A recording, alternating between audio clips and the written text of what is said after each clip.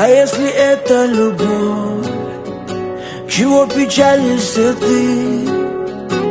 Ведь сейчас пацаны просто так без любви дарят дамам цветы. А если это любовь, чего печалимся мы? Ведь девчонки сейчас без любви признаются мужчинам в любви.